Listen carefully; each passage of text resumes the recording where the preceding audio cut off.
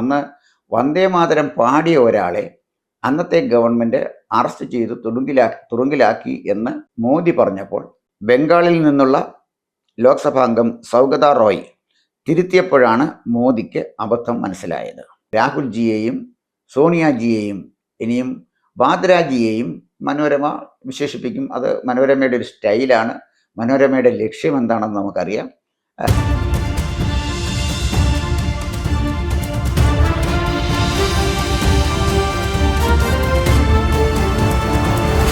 Indian പാർലമെൻറ്റിൽ നടന്ന വന്ദേമാതരത്തിൻ്റെ 150-ാം വാർഷികവുമായി ബന്ധപ്പെട്ട ചർച്ചകൾ, ഈ ചർച്ചകൾ കണ്ടപ്പോൾ ഒരു രാഷ്ട്രീയ നിരീക്ഷകൻ എന്ന നിലയിൽ എനിക്ക് തോന്നിയ ചില അഭിപ്രായങ്ങൾ പ്രിയപ്പെട്ട പ്രേക്ഷകരുമായി പങ്കുവെക്കാനാണ് ഞാൻ ഈ വീഡിയോ ചെയ്യുന്നത്.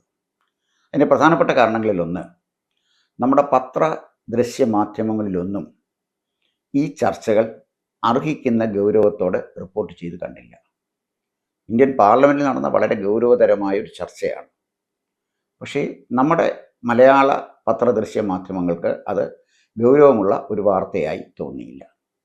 എന്നാൽ ഈ ചർച്ചകളെക്കുറിച്ച് വളരെ വിശദമായി, വളരെ മനോഹരമായി ഒരു ഇംഗ്ലീഷ് ഓൺലൈനിലെ പ്രശസ്തനായ ഒരു മലയാള പത്രപ്രവർത്തകൻ ശ്രീ കുമാർ ചെല്ലപ്പൻ, അദ്ദേഹം ദീർഘകാലം ഡൽഹിയിലായിരുന്നു, പത്രദൃശ്യ മാധ്യമങ്ങളിൽ പ്രവർത്തിച്ചിട്ടുള്ള ആളാണ്. അദ്ദേഹം ഒരു ഇംഗ്ലീഷ് ഓൺലൈൻ ചാനലിൽ ഇതിനെക്കുറിച്ച് വളരെ കൃത്യമായി നടത്തിയൊരു റിപ്പോർട്ടിങ്ങും ഞാൻ വായിക്കുകയുണ്ടായി. അപ്പോൾ മലയാള മാധ്യമങ്ങൾ തമസ്കരിച്ചത് ഇംഗ്ലീഷ് മാധ്യമങ്ങളിലൂടെ ഒരു മലയാളിയായ പത്രപ്രവർത്തകൻ ഓർമ്മിച്ച് കൃത്യമായി റിപ്പോർട്ട് ചെയ്തത് കണ്ടപ്പോൾ എനിക്ക് സത്യം പറഞ്ഞാൽ വളരെയധികം സന്തോഷം തോന്നി. എന്തായാലും വിഷയത്തിലേക്ക് വരാം. ഇത് നമ്മുടെ രാജ്യസഭയിൽ വന്ദേമാതരത്തിൻ്റെ 150-ാം വാർഷികവുമായി ബന്ധപ്പെട്ട ചർച്ചകൾക്ക് തുടക്കം കുറിച്ചത് ഇന്ത്യയുടെ ആഭ്യന്തരമന്ത്രി ശ്രീ അമിത്ഷാ ആയിരുന്നു. അപ്പോൾ അദ്ദേഹം മുന്നോട്ട് വെച്ച ഒരു വാദം, ആ ചർച്ച തുടങ്ങിവെച്ചുകൊണ്ട് അമിത്ഷാ പറഞ്ഞത്, വന്ദേമാതരത്തിനെ മുസ്ലിം മതമൗലികവാദികളുടെ താല്പര്യപ്രകാരം പണ്ഡിറ്റ് ജവഹർലാൽ നെഹ്റു രണ്ടായിട്ട് മുറിച്ചു മാറ്റി എന്നാണ് അദ്ദേഹത്തിൻ്റെ പ്രധാനമായ ഒരു ആക്ഷേപം ഉണ്ടായിരുന്നത്. ഈ ആക്ഷേപത്തെ ഫലപ്രദമായി തടയാൻ കോൺഗ്രസ് എം പിമാർക്ക് കഴിഞ്ഞില്ല എന്നുള്ളതാണ് വാസ്തവം. കാരണം അമിത്ഷാ പറഞ്ഞതൊരു ചരിത്ര സത്യമാണ്. ചരിത്ര സത്യത്തിനെ അസത്യം കൊണ്ടോ അർത്ഥസത്യം കൊണ്ടോ മൂടി വെക്കാൻ കഴിയില്ല എന്നുള്ളതാണ് മറ്റൊരു യാഥാർത്ഥ്യം. എന്തായാലും അമിത്ഷാ വളരെ കൃത്യമായി തുടങ്ങി വെച്ച ചർച്ചയെ ഫലപ്രദമായി പ്രതിരോധിക്കാൻ കോൺഗ്രസിനും കഴിഞ്ഞില്ല. നിർഭാഗ്യവശാൽ പ്രതിപക്ഷ കക്ഷികളായ ഘടകകക്ഷികൾക്കും കഴിഞ്ഞില്ല എന്നുള്ളതാണ് വാസ്തവം. ലോക്സഭയിലാണെങ്കിൽ ഈ ചർച്ചയ്ക്ക് തുടക്കം കുറിച്ചത് നരേന്ദ്രമോദിയായിരുന്നു. നരേന്ദ്രമോദി അനുസ്മരിച്ചത് വന്ദേമാതരത്തിൻ്റെ 100-ാം വാർഷികം ആഘോഷിക്കുമ്പോൾ ഇന്ത്യയിൽ ഒരു ഏകാധിപത്യ ഗവൺമെൻറ്റാണ് ഉണ്ടായിരുന്നത്. ആ കാലഘട്ടത്തിൽ ജനകീയമായ എല്ലാ അവകാശങ്ങളും, ഭരണഘടന ഉറപ്പ് നൽകുന്ന മൗലിക അവകാശങ്ങൾ പോലും നിഷേധിക്കപ്പെട്ട ഒരു കാലഘട്ടമായിരുന്നു അന്ന് വന്ദേമാതരം പാടിയ ഒരാളെ അന്നത്തെ ഗവൺമെൻറ് അറസ്റ്റ് ചെയ്ത് തുറുങ്കിലാക്കി എന്ന് മോദി പറഞ്ഞപ്പോൾ കൃത്യമായി അദ്ദേഹം വിരൽ ചൂണ്ടിയത് അടിയന്തരാവസ്ഥ കാലഘട്ടത്തെക്കുറിച്ചും അന്നത്തെ പ്രധാനമന്ത്രി ശ്രീമതി ഇന്ദിരാഗാന്ധിയെക്കുറിച്ചുമായിരുന്നു. അതിനെയും ഫലപ്രദമായി പ്രതിരോധിക്കാൻ കോൺഗ്രസ്സുകാർക്ക് കഴിഞ്ഞില്ല എന്നുള്ളതാണ് വാസ്തവം. എന്നാൽ പ്രതിപക്ഷ കക്ഷികളിൽ വളരെ സമർത്ഥരായ ആളുകൾ ഉണ്ട്.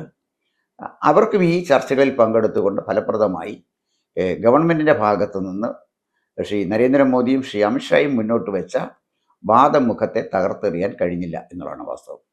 ഇപ്പോൾ DMKയുടെ ഒരു MP തിരുച്ചി ശിവ, അദ്ദേഹം ചർച്ചയിൽ പങ്കെടുത്ത് ദീർഘനേരം പ്രസംഗിച്ചു. പക്ഷേ അദ്ദേഹം പ്രസംഗിച്ചത് 1805 ബ്രിട്ടീഷുകാർ വധിച്ച തമിഴ് ധീരനായിരുന്ന ധീരൻ ചിന്നമലയെക്കുറിച്ചാണ്. പല പ്രാവശ്യം അധ്യക്ഷൻ പറഞ്ഞു ഇത് വന്ദേമാതരത്തെക്കുറിച്ചാണ് ചർച്ച, ചിന്നമലയെക്കുറിച്ചല്ല ചർച്ച. പക്ഷെ തിരിച്ചു ശിവിക്കുന്നതെന്നും പറഞ്ഞാൽ മനസ്സിലാവില്ലല്ലോ, അല്ലെങ്കിൽ മനസ്സിലായിട്ട് അഭിനയിച്ചില്ല. അദ്ദേഹം എന്തായാലും ദീർഘനേരം ചിന്നമലയെക്കുറിച്ച് പറഞ്ഞ അദ്ദേഹത്തിൻ്റെ പ്രസംഗം അവസാനിപ്പിച്ചു.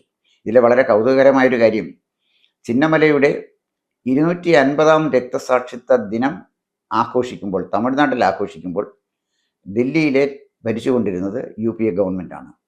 അന്ന് മൻമോഹൻ സിംഗ് ആണ് ഇന്ത്യയുടെ പ്രധാനമന്ത്രി. സോണിയാഗാന്ധിയുടെ നിയന്ത്രണത്തിലുള്ള ഗവൺമെൻറ്റാണ്. ആ UPA ഗവൺമെൻറ്റിലെ DMKയും ഘടകകക്ഷിയായിരുന്നു. ഒരക്ഷരം ഒന്ന് പാർലമെൻറ്റിൽ പറയാൻ തിരിച്ച് ശിവയ്ക്കോ അല്ലെങ്കിൽ DMK നേതാക്കന്മാർക്കോ കഴിഞ്ഞില്ല എന്നുള്ളതാണ് വാസ്തവം. ഇതിനി തമിഴ്നാട്ടിലേക്ക് വരാൻ പോകുന്നത് DMKയ്ക്ക് പറ്റിയ തന്ത്രപരമായ പിഴവ് വളരെ ഫലപ്രദമായിട്ട് ഉപയോഗപ്പെടുത്താൻ പോകുന്നത് തമിഴ്നാട്ടിലെ BJP നേതാവായ അണ്ണാമലയായിരിക്കും. അദ്ദേഹം വളരെ അഭ്യസ്തവിദ്യനാണ്. IPS വേണ്ടെന്ന് വെച്ച് വന്ന ആളാണ്. തിരുച്ചി ശിവയുടെ IQ അല്ല അണ്ണാമലയുടെ IQ. അപ്പോൾ കൃത്യമായി അത് ഇന്നല്ലെങ്കിൽ നാളെ തമിഴ്നാട്ടിൽ ചർച്ചയായി വരും എന്ന കാര്യത്തിൽ സംശയമൊന്നുമില്ല. പിന്നീട് സംസാരിച്ചതിൽ പ്രമുഖനായ ഒരു നേതാവ് എന്ന നിലയിൽ പലരും സംസാരിച്ചു. കാര്യമായി വന്ദേമാതരത്തിൻ്റെ വിഷയത്തിൽ ഊന്നി നിന്നുകൊണ്ട് സംസാരിച്ച ആളുകളെ ചുരുക്കമാണെന്നാണ് ഞാൻ മനസ്സിലാക്കുന്നത്. എന്തായാലും CPM MP Shri V Sivadasan നടത്തിയ പ്രസംഗത്തിൽ അദ്ദേഹം പറഞ്ഞത് ഇന്ത്യക്ക് സ്വാതന്ത്ര്യം കിട്ടിയതിൽ ഹർകിഷൻ സിംഗ് സുർജിത്ത് വഹിച്ച ത്യാഗോജ്വലമായ പങ്കിനെക്കുറിച്ചാണ്. അവിടെയും വന്ദേമാതരം പ്രതിപാദിക്കപ്പെട്ടില്ല എന്നുള്ളതാണ് വാസ്തവം. എന്നാൽ അതിനുശേഷം കഴിഞ്ഞ ദിവസം ദേശാഭിമാനി പത്രത്തിൽ മോദി ഇളിഭനായ ഒരു കഥ വായിച്ചു ഞാൻ, അല്ലെങ്കിൽ ഒരു സംഭവം വായിച്ചു. അതിൽ ദേശാഭിമാനി, അതായത് 11/12/25 ദേശാഭിമാനി ഈ ചർച്ച റിപ്പോർട്ട് ചെയ്തത് പ്രത്യേകിച്ചൊരു തലക്കെട്ടിലാണ്. തിരിഞ്ഞുകൊത്തി മോദിയുടെ ബങ്കിം ദ വിളി. അതാണ് ദേശാഭിമാനിയുടെ റിപ്പോർട്ട്. വന്ദേമാതരത്തിൻ്റെ 150-ാം വാർഷികം മുൻനിർത്തിയുള്ള പാർലമെൻറ്റിലെ പ്രത്യേക ചർച്ചയിലൂടെ ബംഗാൾ രാഷ്ട്രീയത്തിൽ നേട്ടമുണ്ടാക്കാമെന്ന സംഘപരിവാർ പ്രതീക്ഷ പ്രധാനമന്ത്രി നരേന്ദ്രമോദി തന്നെ തകിടം മറിച്ചു. അതെങ്ങനെ തകിടം മറിച്ചതെന്ന് പറയുന്നുണ്ട്. വന്ദേമാതരത്തിൻ്റെ കർത്താവ് ബങ്കിം ചന്ദ്ര ചാറ്റർജിയെ പ്രസംഗത്തിനിടയിൽ ബങ്കിം ദ എന്നാണ് നരേന്ദ്രമോദി വിശേഷിപ്പിച്ചത്. അപ്പോഴേ അദ്ദേഹം ഇങ്ങനെ വിശേഷിപ്പിച്ചപ്പോൾ ഒരു ബംഗാൾ MP സൗഗത റോയ് എണീറ്റ് പറഞ്ഞു, അങ്ങേക്കൊരു പിഴവ് പറ്റിയിട്ടുണ്ട്. ബംഗാളിലെ ദ എന്ന് വിളിക്കുന്ന അല്ലെങ്കിൽ ദാദ എന്ന് വിളിക്കുന്നത് മൂത്ത സഹോദരനെയാണ്. വിശിഷ്ടരായ വ്യക്തികളെ അഭിസംബോധന ചെയ്യുമ്പോൾ, അഡ്രസ്സ് ചെയ്യുമ്പോൾ അവരെ ബംഗാളികൾ വിളിക്കുന്നത് ബാബു എന്നാണ്. ബങ്കിം ബാബു എന്നാണ് ഞങ്ങൾ ബങ്കിം ചന്ദ്ര ചാറ്റർജിയെ വിളിക്കുന്നത് എന്ന് പറഞ്ഞപ്പോൾ ആ നിമിഷം തന്നെ പ്രധാനമന്ത്രി അദ്ദേഹത്തിന് സംഭവിച്ച പിഴവ് തിരുത്തി. അത് ദേശാഭിമാനി റിപ്പോർട്ട് ചെയ്തിരിക്കുന്നത് ഇങ്ങനെയാണ്. ബംഗാളിൽ നിന്നുള്ള ലോക്സഭാംഗം സൗഗത റോയ് തിരുത്തിയപ്പോഴാണ് മോദിക്ക് അബദ്ധം മനസ്സിലായത്. പിശക് പറ്റിയെന്നും തിരുത്തിയതിൽ നന്ദിയുണ്ടെന്നും മോദി ഇളിഭ്യനായി പറഞ്ഞു. അപ്പോൾ സംഭവിച്ചത് പിശക് പറ്റി, അത് തിരുത്തി തന്നതിൽ നന്ദിയുണ്ട് എന്ന് മോദി പറഞ്ഞു. പക്ഷെ അങ്ങനെ എഴുതുന്നത് ദേശാഭിമാനിക്കൊരു സുഖമുള്ള കാര്യമല്ല. അതുകൊണ്ട് മോദി ഇളിഭ്യനായി പറഞ്ഞു എന്നാണ് ദേശാഭിമാനി റിപ്പോർട്ട് ചെയ്തിരിക്കുന്നത്. കൊള്ളാം, അത് കുഴപ്പമൊന്നുമില്ല. ഒരു ഇളിഭ്യൻ എന്നുള്ള വാക്കുകൂടല്ലേ അവർ ചേർത്തുള്ളൂ. വലിയ അപകടമൊന്നും ചെയ്തില്ലല്ലോ. പണ്ടേതോ സിനിമയിലെ വെണ്ടർ ദാനിയൽ എന്ന് പറയുന്ന സിനിമയിൽ വെണ്ട കൃഷി ചെയ്യാൻ കൊടുത്ത സ്ഥലത്തിൽ പ്രമാണം എഴുതി വന്നപ്പോൾ വേണ്ട കൃഷി ചെയ്യാൻ എന്ന് എഴുതി ചേർത്തതുപോലെ അത്യാവശ്യം ഒരു ഇളിഭ്യൻ ചേർത്തതിൽ കുഴപ്പമൊന്നുമില്ല, അതങ്ങനെ കിടന്നോട്ടെ. പക്ഷെ പ്രശ്നം, എന്നെ വേദനിപ്പിച്ച പ്രശ്നമൊന്നുമല്ല, അതൊന്നുമല്ല. ഈ സൗഗത റോയ് എന്ന് പറയുന്നത് CPM MP ആണോ? മോദി ദേശാഭിമാനി പറയുന്ന പോലെ ഇളിഭ്യനായി പ്രതികരിക്കേണ്ട സ്ഥിതിയിൽ അദ്ദേഹത്തെ എത്തിച്ചെങ്കിൽ അതിന് കാരണക്കാരനായ സൗഗത റോയ് CPM-ൻ്റെ MP ആണോ? അല്ലല്ലോ. അദ്ദേഹം തൃണമൂൽ കോൺഗ്രസിൻ്റെ MP ആണ്. അപ്പോൾ CPM MP-മാരോ? അവിടാണ് ഏറ്റവും വലിയ പ്രശ്നം. 33 കൊല്ലം ബംഗാൾ ഭരിച്ച CPM-ൻ്റെ ഒരു MP ഇന്ത്യയുടെ ലോകസഭയിൽ ബംഗാളിൽ നിന്നില്ല. കേരളത്തിൽ നിന്നുണ്ട്, തമിഴ്നാട്ടിൽ നിന്നുണ്ട്, പക്ഷെ ബംഗാളിൽ നിന്നില്ല എന്നുള്ളതാണ്. അപ്പോൾ ഇത് നമ്മൾ സ്വയം വിമർശനമൊക്കെ നടത്താറുണ്ടല്ലോ.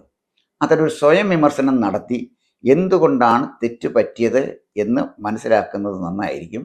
എളിഭ്യൻ പറഞ്ഞത് കുഴപ്പമില്ല, പക്ഷേ യഥാർത്ഥത്തിൽ ഈ റിപ്പോർട്ട് എഴുതിയ ആളാണ് എളിഭ്യനായത്. കാരണം ഈ സൗഗത റോയ് എന്ന് പറയുന്ന ഒരു തൃണമൂൽ കോൺഗ്രസ് അംഗം വേണ്ടി വന്നു മോദിയോട് ഇത് പറയാൻ. തങ്ങളുടെ പാർട്ടിയിൽ നിന്നൊരു MP അങ്ങോട്ട് അയക്കാൻ ഞങ്ങൾക്ക് കഴിഞ്ഞില്ല എന്നുള്ളതിൻ്റെ ഒരു കുമ്പസാരം കൂടെയാണ് ഈ വാർത്ത എന്നാണ് എനിക്ക് തോന്നുന്നത്. എന്തായാലും അതാണ് ദേശാഭിമാനിയുടെ സ്ഥിതി. മനോരമ ഇത് റിപ്പോർട്ട് ചെയ്തിട്ടുണ്ട്. പക്ഷേ അതിൽ ഒരു ഭാഗത്ത് മോദിയുടെ ഒരു ചിത്രം, മറുഭാഗത്ത് പ്രിയങ്ക ഗാന്ധിയുടെ ചിത്രം. പ്രിയങ്ക ഗാന്ധി കൈ ചൂണ്ടി നിൽക്കുന്ന ഒരു ചിത്രമാണ് കൊടുത്തിരിക്കുന്നത്. സംഭവം ഈ വന്ദേ മാതരത്തെക്കുറിച്ചുള്ള ചർച്ച തന്നെ. ആ ചർച്ചയിൽ വന്ദേ മാതരം ത്തിനെ ചിലർ മതമൗലികവാദികൾ എതിർക്കുന്നുണ്ട് എന്ന് നെഹ്റു പറഞ്ഞു എന്നാണ് പ്രിയങ്ക ഗാന്ധിയുടെ വാദം.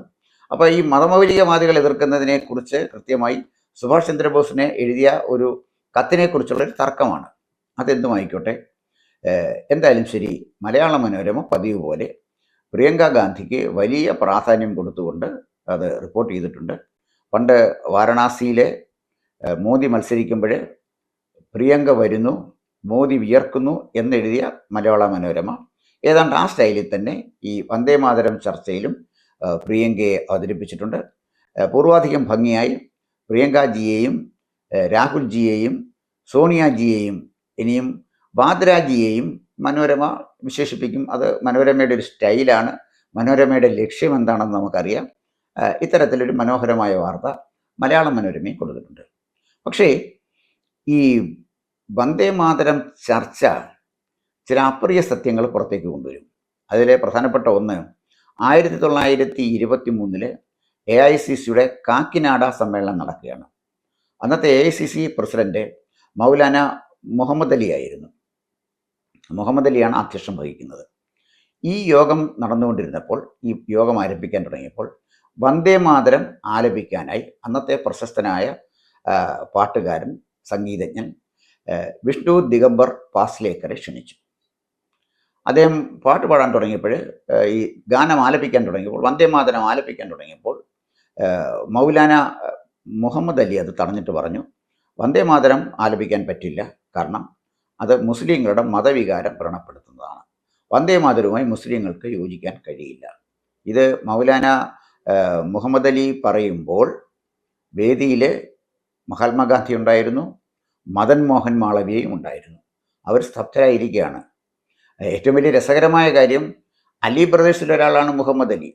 ഈ അലി ബ്രദേഴ്സിനെയും കൊണ്ടാണ് ഗാന്ധി ഈ സ്വാതന്ത്ര്യ സമരം നടത്താൻ പോയതും ഇന്ത്യ പാകിസ്ഥാൻ ആയിട്ട് രണ്ടായിട്ട് വേർതിരിക്കാതെ ഒന്നിപ്പിച്ച് ഒറ്റ ഇന്ത്യയായിട്ട് നിലനിർത്താൻ ഗാന്ധി ശ്രമിച്ചതും ഈ മുഹമ്മദ് അലിയുടെ തോളിൽ കൈയിട്ടാണ്. എത്ര കഷ്ടമാണ് ഗാന്ധി ആളുകളെ വിലയിരുത്തുന്നതിൽ അദ്ദേഹത്തിന് സംഭവിച്ച അപജയം എന്നുള്ളതിൻ്റെ ഒരു ഉദാഹരണം കൂടിയാണിത്. സന്ദർഭവശാൽ ഞാൻ പറഞ്ഞു എന്ന് മാത്രമേ ഉള്ളൂ. എന്തായാലും ശരി, ഈ മൗലാന മുഹമ്മദ് അലി ഇങ്ങനെ പറഞ്ഞപ്പോൾ വിഷ്ണു ദിഗംബർ പാസ്ലേക്കർ വളരെ ശക്തമായി തന്നെ അദ്ദേഹം പ്രതികരിച്ചു. അദ്ദേഹം പറഞ്ഞത്, ഇന്ത്യൻ നാഷണൽ കോൺഗ്രസ് എന്ന് പറയുന്നത് ഏതെങ്കിലും ഒരു മതവിഭാഗത്തിൻ്റെ കുത്തകയല്ല. മറ്റൊരു കാര്യം, ഇതൊരു ആരാധനാ സ്ഥലമല്ല. മതവികാരം നോക്കാൻ ഇതൊരു ആരാധനാ സ്ഥലമല്ല, ഇത് പാർട്ടി യോഗമാണ്. വന്ദേമാതരം ആലപിക്കുന്നതിൽ താങ്കൾക്ക് ദുഃഖമുണ്ടെങ്കിൽ, താങ്കളുടെ മതം അത് വിലക്കുന്നുണ്ടെങ്കിൽ, താങ്കൾക്ക് എങ്ങനെയാണ് AICC പ്രസിഡൻ്റായിട്ട് ഇരിക്കാൻ കഴിയുന്നത് എന്ന് വിഷ്ണു ദിഗംബർ പാസ്ലേക്കർ ചോദിച്ചപ്പോൾ സ്തബ്ധനായി, ഇളിഭ്യനായി, അവിടെയാണ് യഥാർത്ഥ വാക്ക് ഇളിഭ്യൻ എന്നുള്ള വാക്ക് കുറച്ചുകൂടെ യോജിക്കുന്നത്. ഇളിഭ്യനായി അദ്ദേഹം ഈ മൗലാന മുഹമ്മദ് അലി ഇരുന്നു എന്നാണ് ആ കാലഘട്ടത്തിലുണ്ടായ ഒരു സംഭവം. ഇവിടെ വളരെ വ്യക്തമാണ്, വന്ദേ മാതരം ഇന്ത്യയെ ഒന്നിപ്പിച്ച് നിർത്താനായി BJP ഉപയോഗിക്കുകയാണെങ്കിൽ ഇന്ത്യയെ വിഘടിച്ച് നിർത്താനായിട്ടായിരിക്കും കോൺഗ്രസ് അതിനെ ഉപയോഗിക്കാൻ ശ്രമിക്കുന്നത്. ആത്യന്തികമായി അത് BJPക്ക് രാഷ്ട്രീയ നേട്ടമുണ്ടാക്കുന്ന ഒന്നായിരിക്കും വന്ദേ മാതരത്തെക്കുറിച്ചുള്ള ചർച്ചകൾ. എന്തായാലും ശരി, വന്ദേ മാതരത്തിൻ്റെ 150-ാം വാർഷികവുമായി ബന്ധപ്പെട്ട് വിപുലമായ ആഘോഷങ്ങൾ ഇന്ത്യയിലെങ്ങും സംഘടിപ്പിക്കാൻ കേന്ദ്ര ഗവൺമെൻറ് തീരുമാനിച്ചിരിക്കുകയാണ്. ഈ ചർച്ചകളിൽ ഇതുപോലുള്ള പല അപ്രിയ സത്യങ്ങളും പുറത്തു വരും. അത് കോൺഗ്രസിനെ ജനങ്ങളിൽ നിന്ന് കൂടുതൽ ഒറ്റപ്പെടുത്തുന്നതായിരിക്കും. കാരണം ജവഹർലാൽ നെഹ്റു കൂലിയെഴുത്തുകാരായ ചരിത്രകാരന്മാരെ കൊണ്ട് സൃഷ്ടിച്ച കപട ചരിത്രം അതിൻ്റെ അന്ത്യത്തിലേക്ക് അടുത്തുകൊണ്ടിരിക്കുകയാണ്. കേരളത്തിലും അത്തരം ചരിത്രകാരന്മാരുണ്ട്, പല പ്രാവശ്യം ഞാൻ പറഞ്ഞിട്ടുണ്ട്. അത്തരം ചില ആളുകൾ അങ്ങ് ഇന്ദ്രപ്രസ്ഥത്തിലും ഉണ്ടായിരുന്നു. അവർ സ്ഥാനമാനങ്ങൾക്ക് വേണ്ടിയോ പണത്തിന് വേണ്ടിയോ മറ്റൊക്കെ ചരിത്രത്തെ നെഹ്റു ആഗ്രഹിച്ചതുപോലെ തന്നെ എഴുതി കൊടുത്ത ആളുകളുണ്ട്. യഥാർത്ഥ ഇന്ത്യയുടെ ചരിത്രം, യഥാർത്ഥ സ്വാതന്ത്ര്യ സമരത്തിൻ്റെ ചരിത്രം ഇനിയും നമ്മൾ വായിക്കാൻ പോകുന്നതേ ഉള്ളൂ. അതിനൊരു തുടക്കം കുറിക്കുവാൻ കൂടി ഈ വന്ദേമാതരവുമായി ബന്ധപ്പെട്ട ചർച്ചകൾ വഴിതെളിക്കും എന്നുള്ളത് കോൺഗ്രസിനെ കൂടുതൽ ശക്തമായി തിരിച്ചടിക്കുന്ന ഒന്നായി വരും എന്നാണ് എൻ്റെ പ്രതീക്ഷ. കൂടുതൽ വാർത്തകളും വിശേഷങ്ങളും നേരിട്ട് ലഭിക്കാൻ ജനങ്ങളിൽ നിന്ന് ജനങ്ങളിലേക്ക് ജനഭൂമി ന്യൂസ് സബ്സ്ക്രൈബ് ചെയ്യൂ. ബെൽ ബട്ടൺ അമർത്താനും മറക്കരുത്.